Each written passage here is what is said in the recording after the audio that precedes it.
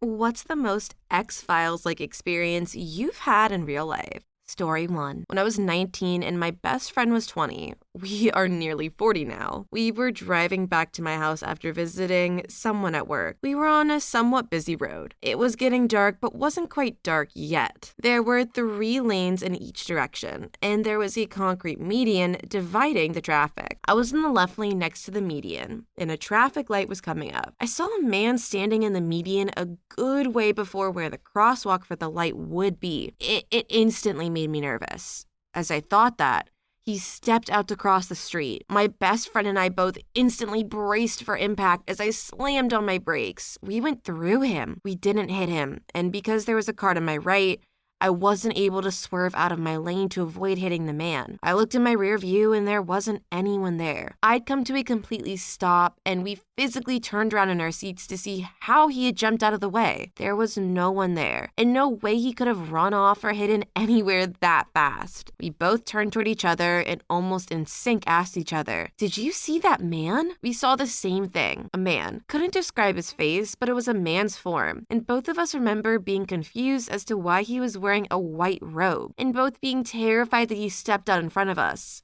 like he was committing suicide. I had a baby in the back seat. She was about 3 months old. She had been crying during the drive and went silent when we came to a screeching stop, which added to the weirdness of it all. We still bring it up occasionally, and neither of us can come up with an explanation for what we saw, other than something supernatural. Also, we both saw the white cloth fling across the windshield, like he was hitting it, but there was no impact. Nothing. It was like he went through the car. Well, first and foremost, it's great that no one got hurt. So thank goodness for that, especially considering you were about to turn the car to avoid hitting the man, and there was someone right next to you. But at least truly no one got hurt. Aside from that, it's so weird that no one was there and your baby stopped crying. Definitely a ghost if you ask me. Story 2. When I was 12, I spent the night at a friend's house. We were up late chatting, falling asleep, listening to some music.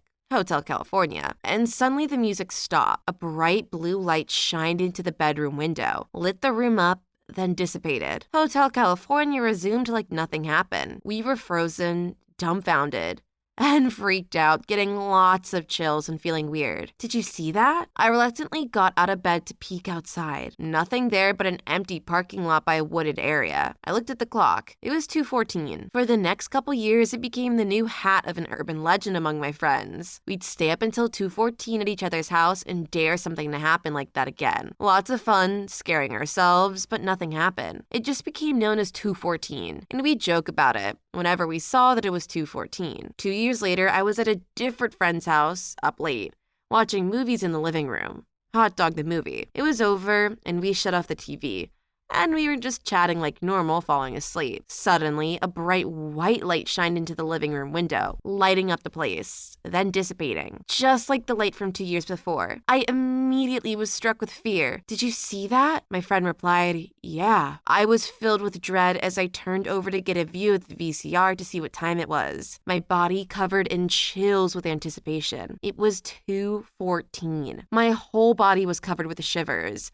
My eyes watering, just freaking out. I already knew I didn't need to get up to look out the window. My friend's backyard is just all woods. Nothing could be back there. Suffice to say, with 2 different witnesses to go along with myself, 2:14 was a confirmed real thing in my life, and I've been haunted by it ever since. Nothing like it has happened since, but it sure did color my adolescence and make me intrigued and fascinated by all things paranormal, unexplainable, weird, fantastic, etc. It's no surprise I became a huge X-Files fan. See, I thought 3 a.m. was the witching hour. And if I have had the time wrong my entire life, I'm gonna be so mad. Because I used to always force myself to go to bed before 3 a.m. But I can totally understand why you became a huge X-Files fan, especially having so many experiences yourself.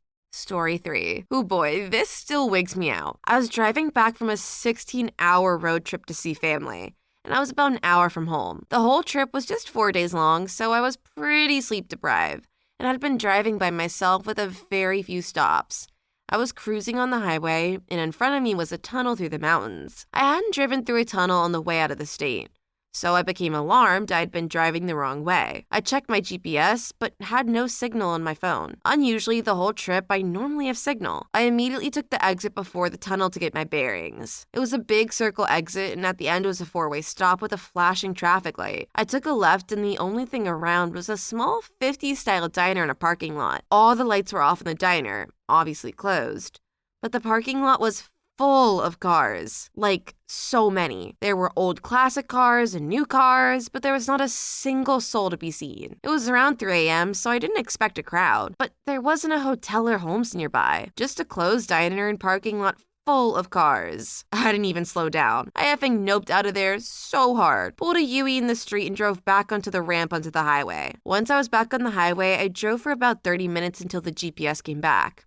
It was actually pretty close to home. My friend and I once drove back to try and find the diner, but we could never find it, or the tunnel. I like to think that if I would have pulled into the parking lot, my car might have been added to the collection, and no one would have seen me again. Look, man, I can't blame those ghosts. Sometimes nothing is better than a good thing of diner food and a cup of coffee. Very funny that it wasn't a Waffle House, though, because they've had everything. Fights, robberies, and now maybe even some ghost diners.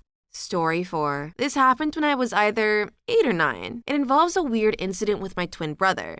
And for a long while afterwards, I thought I had dreamt it. So it was early evening after the sun had gone down, and I was downstairs in the living room watching TV. My brother was up in our bedroom reading. At some point, this really uncomfortable feeling came over me, and I thought that my brother needed my help. I went upstairs, and our bedroom at the time was at the end of the hallway. As I walked down the hallway, and I'm standing right outside our door, and right as I go to knock, I hear a voice say, "I have to leave now." He opened the door and said, "I think someone was outside the window talking to me," but the only thing I heard was that they had to leave. We were both creeped out and told you what happened, but nothing ever came of it. For a long time, I thought I had dreamt this. But a few years ago, my brother asked me, "Hey, remember that time when we were kids and someone was talking to me through the bedroom window? Remember how he left right when you came into the room?"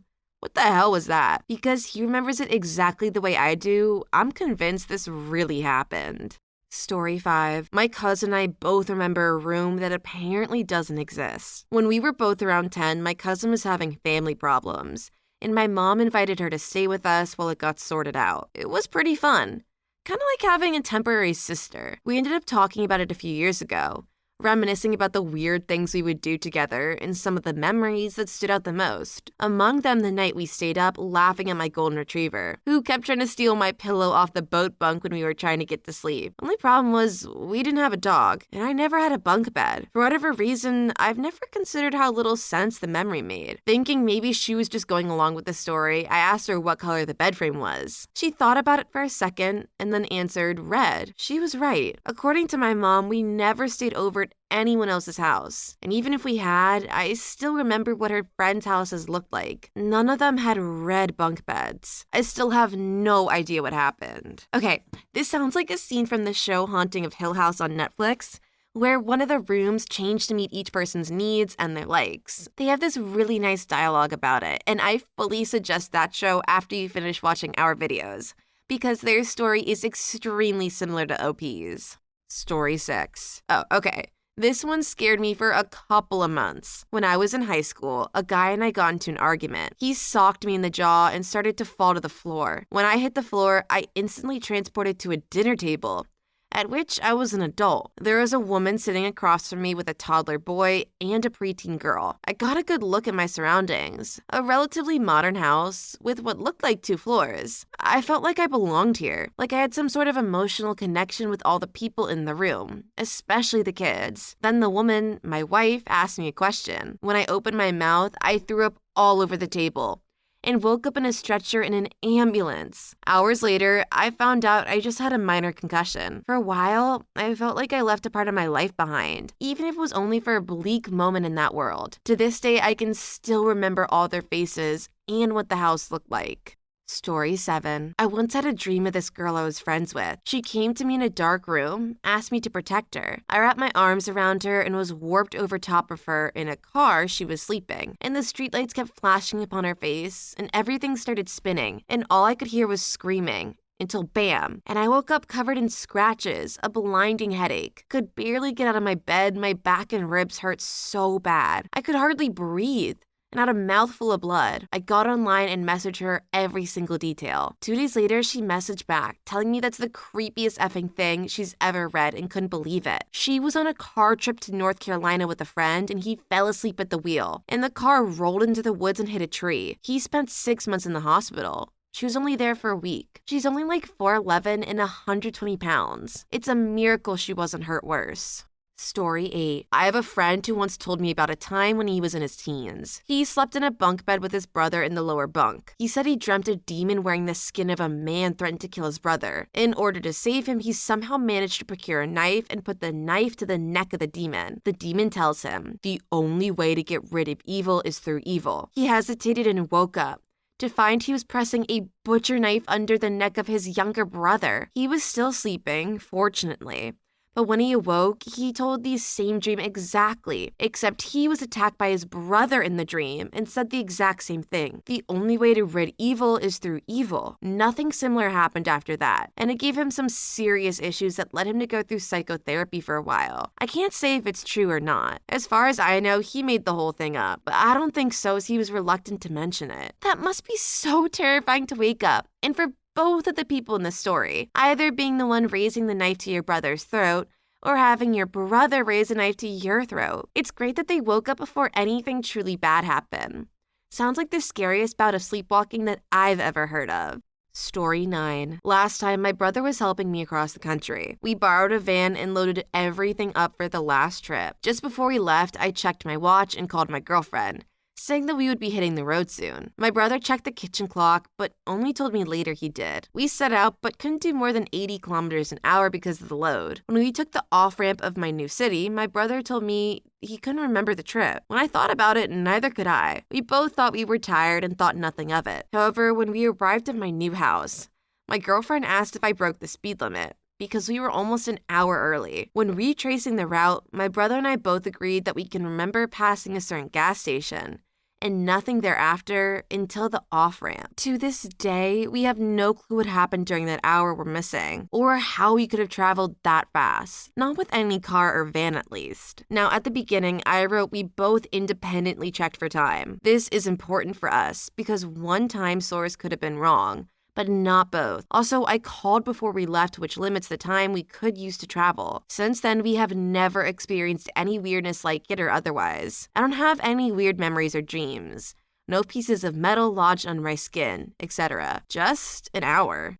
Story 10. I stole a picture from one of the historic houses in Old Town San Diego on Halloween for fun with my girlfriend. Picture was painted in the 1800s. It was Jesus praying in a hallway. Upon closer examination, there was an alternate black devil looking at Jesus hidden in the shadows of the painting. Took it home and put it in the closet. Randomly on nights, I would smell the worst smell in the world and wake up and see what looked like black smoke cloud. I moved 3 times and still saw the same shit. Finally, my roommate saw the same thing, so I knew I wasn't crazy. Long story short, I brought the picture back to where I got it and told one of the employees what I did and apologized, and she replied, "Don't worry, they always come back to us." Okay, let this be a lesson to everyone that stealing isn't right.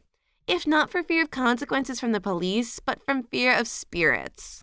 Story 11. 6 years ago, I was hanging out with my siblings in our yard during a clear, sunny day, around high noon, and I suddenly caught something moving in the sky out of the corner of my eye. When I turned to get a better look, I couldn't reconcile what the F I was seeing. It was a metal cube, just gliding through the air pretty high up. I proceeded to absolutely lose my shit, and my siblings saw it as well before it disappeared behind some trees. We ran to the other side of the trees, but it was already gone. Still creeps me out to think about it. We did live right next to a military base, so make of that what you will. Thing had all the aerodynamics of a literal brick, though. Story 12. Let me preface this with my morning routine. Wake up at 4:30 a.m., way out the door by 5:15 a.m., clock in at work at 5:55 a.m. Never fails unless there's a major traffic incident on the highway. Anyhow, one morning this past August, I was out the door as usual. Minimal traffic on the road. Boss calls halfway through my commute. "Hey, you coming in?" And I say, "Yeah, why do you ask?" Boss says, "Well, it's 6:30 a.m. and you usually call if you're going to be late." I look at my dashboard and yup, it's 6:30 a.m. Somewhere between leaving my door and getting on the road, I lost about 1 hour. I thought the scariest thing in this story was going to be your wake-up time. Way too early for me, but being stuck in a time loop sounds even more terrifying. I love being early to things, so to be potentially late when it's not even my fault, now that's scary. Sounds like OP lost the 1 hour that other story gained. Story 13. Driving to Binghamton to New York many years ago on the highway, coming around a bend over a hill to my right, a bright gold metallic object falling slowly from the sky a few miles away. It felt like origami over itself, and folded and unfolded randomly in multiple places, like it was working its way to Earth. This was in the early afternoon. First, I thought it was a weather balloon, but it was huge and rigid and very angular, changing shapes as it fell very considerably. Still have no idea. Story 14. I was 6 and my brother was 10. We had a 21-year-old foster brother who lived with us off and on. One night, I woke up to see him standing in the doorway of my room, checking on me. I said his name in a questioning voice. He said, "It's okay, go back to sleep." Around the same time, my brother woke up in tears. He said he had a dream about a knight standing over a hill and it made him feel very sad. Turns out our brother died in a car crash that evening. Story 15. My wife called my name. Nothing unusual about that, except that I did not hear it with my ears as I was listening to Led Zeppelin's In My Time of Dying on the stereo, and it was cranked up. I heard it in my mind. I walked to the bathroom as I knew my wife was having a bath. I found her face down in the water. She was unconscious, having suffered an epileptic seizure. Fortunately, I found her in time. Story 16. A ghost car. I worked the overnight shift at an AM radio station back in the 90s. Saw a car come down the driveway to the parking lot. Went out to see who it was and the car was just gone. I would have seen it if it had turned around or backed out. Thought I was going nuts until the announcer strolled out of the stud and said, "What happened to that car?" Story 17. I saw my mom holding my baby sister in her arms and taking her to bed. Not weird, right? My mom was still pregnant with my sister at that time. I went to the kitchen and saw her still in there. Still pregnant. I didn't even bother going to the bedroom to see who just went in there. Just nope, stay in the living room and mind my own business. Story 18. In high school, my pal bounced a bouncy ball in his room so hard that we never saw it again. We tore that room up, never finding it. Please leave your story in the comments. I would love to make a video on them in the future. Also, don't forget to like and subscribe.